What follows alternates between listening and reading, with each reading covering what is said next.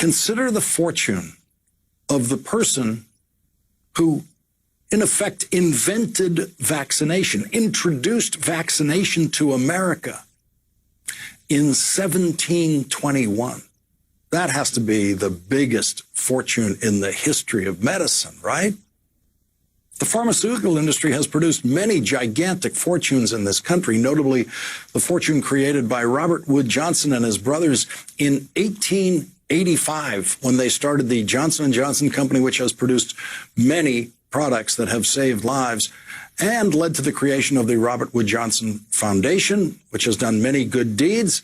And that fortune has provided for generation upon generation of some members of the class that used to be known as the idle rich.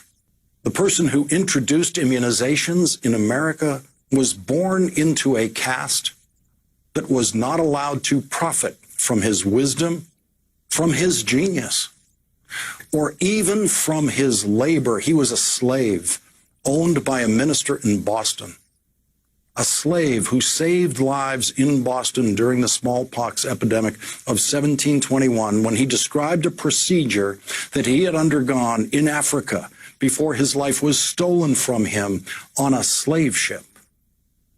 Pulitzer Prize winner Isabel Wilkerson tells this story in her new book, Caste: The Origins of Our Discontents. Quote, people in West Africa had discovered that they could fend off contagions by inoculating themselves with a specimen of fluid from an infected person. That is the knowledge that slave brought to Boston in 1721, where he saved dozens of lives because of one doctor who decided to try that method that the slave described. 30 years later, vaccinations based on that method, introduced by a slave, became the standard practice in Massachusetts and eventually the rest of the country.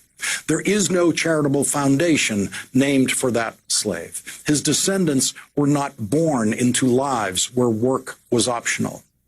The life-saving gift he gave us did not even earn him his freedom.